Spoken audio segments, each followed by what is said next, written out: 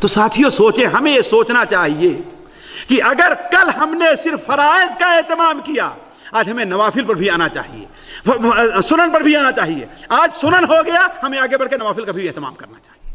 اگر آپ حقیقت میں آخرت کے مسافر بننا چاہتے ہیں تو۔ لیکن سوال یہ ہے کہ بس 4 منٹ رہ گیا ہے میرے پاس، اس کا علاج کیا ہے ساتھیوں؟ اس کا علاج کیا ہے؟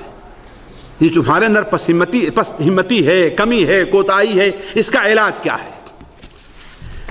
صرف احساس زیاں جو ہے ہمارے اندر، پہلی چیز یہ ہے کہ اس کو پیدا کرنے کی ضرورت ہے۔ ہمیں یہ سوچنا چاہیے کہ اس دنیا میں ہمیں اللہ نے کس لیے پیدا کیا ہے؟ جی، عمل کے لیے پیدا کیا ہے کہ نہیں؟ لیکن ہم اگر یہ سوچتے نہیں ہیں، ہم یہ سوچتے ہیں کہ ہمیں اللہ تعالیٰ نے دنیا میں کس کے لیے پیدا کیا ہے؟ کھانے کے لیے، پینے کے لیے، بنانے کے لیے، مکان، دکان، تجارت، اس کے لیے پیدا کیا ہے۔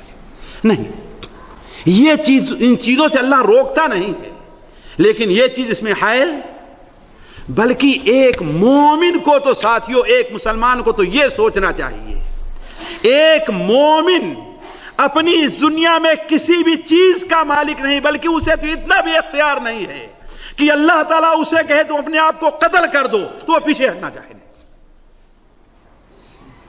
یہ بھی اس کو اختیار نہیں ہے۔ اور یہ اللہ تعالیٰ سورہ نساء بیان فرماتا ہے، ان اقتلوا انفسکم اب اقتلوا انفسکم اب اخرجوا من دیارکم ما فعلوا الا قلیل منهم۔ اگر انہیں یہ حکم دیا جائے کہ تم اپنے آپ کو قتل کر دو یا اپنا مال دولت چھوڑ کر کے نکل جاؤ، تو ان میں بہت سے تھوڑے لوگ ہیں جو اس کے اوپر عمل کریں گے۔ لیکن اللہ کیا فرماتا ہے؟ وَلَوْ أَنَّهُمْ فَعَلُوا مَا يُوعَظُونَ بِهِ، اگر وہ کام کریں جس کی انہیں وصیت کی جا رہی ہے، نصیحت کی جا رہی ہے، لَكَانَ خَيْرًا لَهُمْ وَأَشَدَّ تَثْبِيتًا، یہی ان کے لیے بہتر تھا۔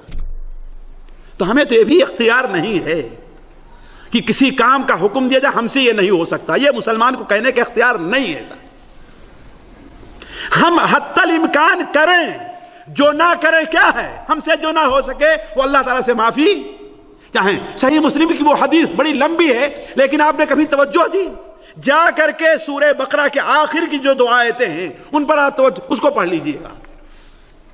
صحابہ کرام نے یہی تو اعتراض کیا تھا نا کہ یہ اللہ کے رسول صلی اللہ علیہ وسلم، اب تک اللہ نے ہمیں ان باتوں کا حکم دیا جس کے کرنے کی ہمارے پاس استطاعت تھی، نماز کے روزے کی ہم کر رہے تھے، اب تو ہمیں ایسی چیزوں کا حکم اللہ تعالیٰ دے رہا ہے جس کی ہمارے پاس استطاعت، وہ کیا کس چیز کا حکم ہے؟ کس چیز کا حکم ہے؟ نہیں، ارے بھائی اسی آیت کے اندر موجود ہے، وَإِن تُبْدُوا مَا فِي أَنفُسِكُمْ أَوْ تُخْفُوهُ يُحَاسِبْكُمْ بِهِ اللَّهُ، تمہارے دل میں جو کچھ ہے اس کو چھپاؤ تو، ظاہر کرو تو اللہ تعالیٰ تمہارا اس پر حساب لے لے گا۔ تو کہا اے اللہ کے رسول صلی اللہ علیہ وسلم، اس پر ہم میں سے کون کامیاب ہو سکتا ہے؟ آپ نے کیا کہا؟ بس ختم ہو گئی بات؟ نہیں، آپ نے کہا تم بنو اسرائیل کی طرح یہ نہ کہو کہ سمعنا وعصینا، ہم نے سن لیا اور نافرمانی کی، بلکہ یہ کہو سمعنا واطعنا، اے رب تیرا حکم ہے، ہم مانتے ہیں، جو عمل ہوگا کریں گے، جو نہیں ہوگا معاف کرنا لگا۔ سمعنا واطعنا۔ تو ایک مومن کو تو یہ بھی اختیار نہیں ہے ساتھیوں کہ وہ کہے مجھ سے یہ کام نہیں ہوگا، نہیں اختیار ہے۔ کام حکم ہو گیا، شروع کرے اس کام کو، جہاں تک کر پائے گا کرے گا، نہیں کرے گا، جو کام نہیں کیا ہے وہ بھی اس کے نامہ اعمال میں لکھا جائے گا۔ ہے بات صحیح کہ نہیں صحیح ہے؟ دوسری چیز جو ہے وہ یہ ہے کہ اپنے ایمان کی تصحیح کرے، اپنے اندر اخلاص، یقین، محبت۔ ساتھیوں آج بڑی کوتاہی ہے یہ، ہم ظاہری عبادتوں پر بہت توجہ دیتے ہیں، لیکن جو دل کی عبادتیں ہیں، اخلاص دل کی عبادت ہے نا، یقین دل کی عبادت ہے، سچائی دل کی عبادت ہے نا، توکل دل کی عبادت ہے، اس کی تصحیح کے لیے ہمارے یہاں کوئی توجہ نہیں دی جاتی ہے۔ اسی لیے ہم سے عمل میں کوتاہیاں ہوا کرتی ہیں، تو اپنے ان کوتاہیوں کو ہم دور کرنا۔ تیسری چیز یہ ہے کہ ہم فضائل کے اوپر نظر رکھیں کہ کس عمل کے اوپر کیا فضیلتیں اللہ تبارک و تعالی ہمیں دے رہا ہے. اگر یہ ہو جائے تو ہم سے کیا ہے. آخر کہ یہاں غزوہ بدر کے موقع پر حضرت عمیر ابن حمام جب اللہ کے رسول کیا بیان فرمایا, قوموا الی جنۃ عرضھا السماوات, بڑھو اس جنت طرف جس کی پہنائی آسمان اور زمین کے برابر ہے. تو کیا کہا, بخل بخل, کیا خوب کیا خوب. آپ نے فرمایا تو یہ کیا کہہ رہا ہے. کہا اے اللہ کے رسول صلی اللہ علیہ وسلم, میں چاہتا ہوں کہ اس جنت کے وارثوں میں میرا بھی شمار ہو جائے. آپ نے کہا تو انہی میں سے. یہ معلوم ہو گیا نا جنت, یہ فضیلت معلوم ہو گئی. تو کیا ہوگا, سنا ہوگا آپ لوگوں نے واقعہ. بڑھے کھجور نکال کر کے کھا رہے تھے. ساتھیوں میں سوچ رہا تھا کہ آخر 2 3 4 کھجور کھانے میں کتنی دیری ہوگی. ذرا سوچیں کتنی دیری ہوگی. 1 گھنٹہ لگے گا, 1 منٹ بھی. لیکن جب اس فضیلت کے اوپر ان کو یقین ہو گیا تو 1 منٹ بھی ان سے صبر نہیں ہو سکا. کہا اگر میں اتنی دیر زندہ رہوں جتنی دیر ان کھجور کو کھا لوں گا تو یہ تو بڑی لمبی مدت ہے. چنانچہ کھجور کو پھینکا اور جا کر لڑتے لڑتے شہید ہو گئے. تو فضائل جو بیان کیے جاتے ہیں نماز کے, نوافل کے, ذرا سوچیں. آج رات کی نماز پڑھنے کے جو فضائل ہیں, تہجد کے, جو صلاۃ الضحیٰ کے جو فضائل ہیں, چاشت کی نماز کے جو فضائل ہیں, اس پر ہم توجہ دیں. آپ نے سنن ترمذی کی جو روایت ہے, جو شخص فجر کی نماز پڑھے اور اپنی جگہ پر بیٹھا رہے, دنیا کی باتیں نہ کرے, صرف اللہ کے ذکر کے اندر مشغول رہے, اور جب سورج نکل جائے 2 رکعت نماز پڑھ کر کے اٹھے تو کیا ملنے والا ہے ساتھیوں. توجہ دیں اس کے اوپر. کس کو نہیں معلوم ہے, لیکن کتنے لوگ اس کا اہتمام کر لیتے. جن کی ڈیوٹی ہے وہ بھی نہیں کرتے, جن کی نہیں ڈیوٹی وہ بھی نہیں کرتے, ہے کہ نہیں. کیوں؟ ان فضائل پر ہمارا یقین نہیں ہے. اور چوتھی چیز, صحابہ اور سلف کے واقعات کو پڑھنا چاہیے. گاہے گاہے باز کھائیں قصے پاری نرا, تازہ خواہی داشتن گردہ گہائے سینہ را. صحابہ کرام کے جب واقعات کو اور بزرگوں کے جب واقعات کو, جو سچے واقعات ہم پڑھیں گے تو اس سے کیا ہوگا, ہمیں جذبہ. اور آخری چیز یہ ہے کہ دعا کرنا نہ بھولیں. دعا کرنا, کس چیز کی دعا, کس کی دعا, کہ اللہ تعالی ہمارا دل عمل کی طرف لگا دیجیے. دعا ہمیں عمل کی توفیق عطا فرما. جیسے کہ نبی کریم صلی اللہ علیہ وسلم دعائیں کیا کرتے تھے, اور ایسے علم سے اللہ کی پناہ چاہتے تھے جو علم انسان کو عمل پر نہ ابھارے.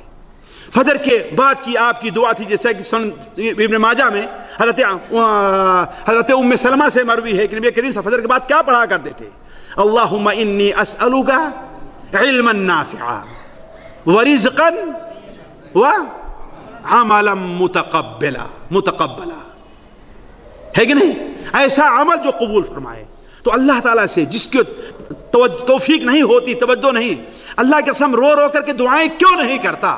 وہ عمرہ کرنے جاتا ہے, حرم میں خانے کعبہ کے پاس کھڑا ہوتا ہے, اس مبارک مقام پہ کھڑے ہو کے اللہ تعالیٰ دعائیں کیوں نہیں مانگتا کہ اللہ تعالیٰ مجھے عمل کی توفیق عطا فرما. ہم سے فرائض میں کوتاہی ہو رہی ہے, نوافل ہم سے نہیں ادا ہوتے, اس کے لیے اللہ تعالیٰ ہمارے دل کو کھول دے, کیوں دعائیں نہیں کرتا. وجہ اس کی یہ ہے کہ ہمیں اس کمی کے احساس نہیں ہے. ساتھیو, اللہ تعالیٰ سے دعا ہے کہ اللہ تعالیٰ ہمارے اندر علم کا جذبہ اور شوق پیدا کرے. اللہ تعالیٰ ہمیں وہ علم عطا فرمائے جو علم ہمارے اور آپ کے لیے مفید ہو. وہ علم عطا فرمائے جو علم ہمیں اور آپ کے لیے, ہمیں اور آپ کو عمل کی طرف ابھارے. اللہ تعالیٰ ہمارا اور آپ کے یہاں پر جمع ہونا قبول فرمائے. یہاں جمع ہونے کی برکت سے اللہ تعالیٰ ہمارے اور آپ کے گناہوں کو معاف فرما دے. اللہ تعالیٰ ہم میں سے ہر شخص کو نیک عمل کی توفیق عطا فرمائے. سبحانک اللہم و بحمدک, اشہد ان لا الہ الا انت, استغفرک و اتوب الیک. السلام علیکم ورحمۃ اللہ وبرکاتہ. یہ تھے ہمارے معزز استاد فضیلت الشیخ مقصود الحسن فیضی حفظہ اللہ تعالی, جو عمل کی کوتاہی کے اسباب اور اس کا علاج بیان فرما رہے تھے. اللہ تعالی ہمیں ان کی نصیحتوں پر عمل کرنے کی توفیق عطا فرمائے. یقیناً ان باتوں کی بہت زیادہ اہمیت تھی. اللہ تعالی جزائے خیر عطا فرمائے شیخ محترم کو کہ ہمارے اس طرف توجہ دلائی ہے, اور ہم سب جو یہاں بیٹھے ہیں اس چیز کی پوری کوشش کریں کہ آج جو باتیں ہم نے سنی ہیں, ہم اپنے آپ کو یعنی ان باتوں کو سننے کے بعد ایسا نہ کر لیں کہ یہاں سے سنا اور ادھر سے نکال دیا, بلکہ ان باتوں کو اپنے دلوں میں اتاریں اور اس پر عمل کرنے کی کوشش کریں. اللہ تعالیٰ مجھے بھی اور آپ کو، ہم سب کو اس پر عمل کرنے کی توفیق عطا فرمائے. تو ٹائم کافی ہو رہا ہے. یہ ایک تو دعا کی درخواست ہے، اور ایک بھائی نے کہا تھا کہ ایک سوال کے حوالے سے تھوڑی رہنمائی فرما دیں. شیخ صاحب اس سوال کا جواب دے کر یہ بھائی نے جس نے کہا ہے دعا کا، ان کے لیے دعا کر دیجئے. سوال ایک بھائی نے یہ کیا ہے کہ ہمارے کچھ لوگ اس بات پر مذاق اڑاتے ہیں کہ اگر داڑھی بڑھائی جائے اور مونچھیں پست کی جائیں تو اس پر ہمارے روم میں ہمارے ساتھ رہنے والے مذاق اڑاتے ہیں. تو شیخ محترم سے سوال ہے، داڑھی بڑھانا اور مونچھ اس کا کاٹنا، اس کے حوالے سے اگر 2-3 منٹ شیخ صاحب کچھ ساتھیوں کی رہنمائی فرما دیں. اور وہ ساتھی یہاں پر موجود بھی ہیں، مذاق اڑانے والے بھی شاید یہاں موجود ہیں. تو شیخ صاحب اس حوالے سے تھوڑی رہنمائی کر دیں. اور یہ عزیزوں اور دوستوں، بعض چیزیں ایسی ہوتی ہیں جس پر انسان کا وجود کانپ جاتا ہے. ساتھیوں، جہاں تک داڑھی اور اس کے بڑھانے کا تعلق ہے، اس پر میں نہیں سمجھتا کہ کچھ کہنے کی ضرورت ہے. ہم میں سے ہر شخص کو یہ معلوم ہے کہ اللہ کے رسول صلی اللہ علیہ وسلم کی 1-2 حدیثیں نہیں اور 1-2 صحابہ سے نہیں، 10-11 صحابہ، ایسے صحابہ سے حدیث ہے کہ اللہ کے رسول صلی اللہ علیہ وسلم نے داڑھی بڑھانے کا اور مونچھوں کو پست کرنے کا. اس سے بڑی وعید میں کہتا ہوں اور کیا ہوگی. ساتھیوں ذرا سوچیں، ہمارے بھائی ذرا غور کریں. طبقات ابن سعد کے اندر ہے، علامہ البانی رحمہ اللہ فقہ السیرہ کے اندر اس حدیث کو حسن قرار دیتے ہیں کہ اللہ کے رسول صلی اللہ علیہ وسلم کی خدمت میں جب کسرا بادشاہ کا کہ گورنر کا نمائندہ یمن میں جو تھا، اس کا نمائندہ آپ کی خدمت میں آتا ہے اور مونچھیں اس کی بڑی بڑی ہیں، داڑھی صاف ہے، تو آپ نے اس سے کہا کہ تمہیں اس شکل کا کس نے حکم دیا ہے. ذرا ساتھیوں بارے غور کریں اللہ کے قسم کہ ہم کس طرف جا رہے ہیں. اگر ہم سے کوتاہی اور کمی ہو رہی تو اس کمی کو ہم محسوس کریں کہ ہم نافرمانی ہو رہی ہے اللہ تعالیٰ کی. اللہ کے رسول صلی اللہ علیہ وسلم کی شکل سے ہم اپنی شکل کو دوسری بنا رہے ہیں. ذرا سوچیں. آپ نے فرمایا کہ تمہیں اس کا کس نے تمہیں اس کا حکم دیا ہے؟ اس نے کہا میرے رب نے. اس کا رب کون تھا؟ ظاہر بات کسرا تھا، جو ایران کا، فارس کا بادشاہ تھا. تو آپ صلی اللہ علیہ وسلم نے کیا جواب دیا تھا؟ کہا لیکن میرے رب نے تو مجھے اس کے بڑھانے اور اس کے پست کرنے کا حکم دیا ہے.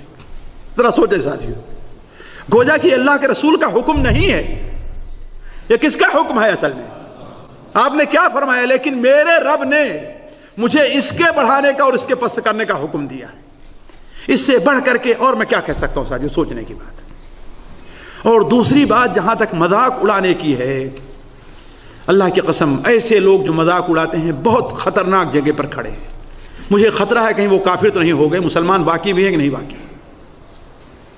اس لیے کہ دین کی کسی ایک چیز کا مذاق اڑانا بھی، دین کی کسی ایک چیز کا مذاق اڑانا متفقہ طور پر علماء کے نزدیک، عرب و عجم، اگلے اور پچھلے تمام علماء کے نزدیک، حتیٰ کہ علماء احناف کی کتابیں اٹھا کر کے دیکھیں، یہ کفر ہے، انسان مذہب سے خارج ہو جاتا ہے. اگر کوئی انسان اللہ تعالیٰ کے کسی احکام کا مذاق اڑا رہا ہے تو شریعت کی کسی بلکہ علماء احناف تو یہاں تک گئے ہیں ساتھیوں، غور کریں گے، اگر کوئی شخص کرسی پر بیٹھتا ہے، اپنے ہاتھ میں چھڑی لیتا ہے اور چند بچوں کو اپنے سامنے بیٹھا کر کے کسی مولوی کی تقریر کی نقل اتارتا ہے تو یہ بھی دین کے ساتھ مذاق ہے اور کافر ہو جاتا ہے. چاہے جائے کہ اللہ کے رسول صلی اللہ علیہ وسلم سنت ثابتہ واجبہ جو ہے اس کا کوئی آدمی مذاق اڑائے. قرآن مجید کی صریح آیت ہے، قل اب اللہ وآیاتہ ورسولہ کنتم تستہزئون. ذرا پوچھو ان سے، اللہ، اس کے رسول اور اللہ کے رسول کے احکام، اللہ کے احکام کا تم مذاق اڑا رہے ہو. لا تعتذروا، اب بہانے نہ بناؤ، قد کفرتم بعد ایمانکم، ایمان لانے کے بعد تم کافر ہو گئے. تو اگر ہمارے کسی بھائی سے یہ کوتاہی ہو رہی ہے، اس کی اپنی کمی ہے کہ وہ داڑھی نہیں رکھ پاتا، تو کم سے کم داڑھی رکھنے والوں کی عزت تو کرے نا. اسے کہے ماشاءاللہ، اللہ آپ کو جزائے خیر دے، آپ نے ہمارے نبی کی سنت کو زندہ کر لیا. یہودیوں کی سنت کو آپ نے مٹایا، مجوس کی سنت کو، ہندوؤں کی سنت کو آپ نے مٹایا. اور چیزیں اس کا مذاق اڑائیں. کیا رہ گیا آپ کے ایمان میں؟ اس کا مطلب ذالک بانہم کرہوا ما انزل اللہ فاحبط اعمالہم. دین کی کسی بات کو ناپسند کرنا ساتھیوں، یہ بھی انسان کو مذہب سے خارج کر دیتی ہے. اللہ تعالیٰ سورہ محمد میں فرماتا ہے ذالک بانہم، یہ اس لیے کرہوا بما انزل اللہ، اللہ تعالیٰ کے نازل کیے ہوئے احکام کو ان لوگوں نے ناپسند کیا ہے. فاحبط اعمالہم، اللہ اس کے اعمال کو رائگاں کر دے رہا ہے. تو ساری نیکیوں کے برباد ہونے کا خطرہ ہے ان باتوں سے ساتھیوں. تو اگر آپ سے غلطی ہوتی ہے، کوتاہی ہوتی ہے، بزدلی آپ کی ہے، تو دوسروں کا مذاق تو نہ اڑائیں آپ. یہ بڑے خطرے کی بات ہے. ہمارے ایک بھائی نے لکھا ہے کہ ان کے کسی عزیز کا نام ان کا مصطفیٰ ہے، دل کے مریض تھے، ان کا انتقال ہو گیا ہے. ان کے لیے آپ لوگ دعائے مغفرت کیجئے کہ اللہ تبارک و تعالیٰ ان کو معاف فرمائے، اللہ ان کی نیکیاں قبول فرمائے، اللہ تعالیٰ ان کے گناہوں کو معاف فرما دے، اللہ تعالیٰ ان کے درجات کو بلند کر دے، اللہ تعالیٰ ان کے پسماندگاں کا بہترین وارث ثابت ہو، بہترین نگراں ثابت ہو. اللہ تبارک و تعالیٰ، اللہ تبارک و تعالیٰ ان کی قبر کو کشادہ کر دے، ان کی قبر کو جنت کی کیاریوں میں سے ایک کیاری بنا دے. اللہ تعالیٰ ان کی قبر کو جہنم کا گڑھا بنانے سے محفوظ رکھے. اللہ تبارک و تعالیٰ انہیں اور ان کے تمام پسماندگاں کا بہترین اللہ تعالیٰ نگراں بن جائے، قبر میں ان کی حفاظت فرمائے، اور قبر سے باہر دنیا میں جو ان کے پسماندگاں اللہ تعالیٰ ان کی حفاظت فرمائے. سبحانک اللہم و بحمدک اشہد ان لا الہ الا انت استغفرک و اتوب الیک. وإياکم.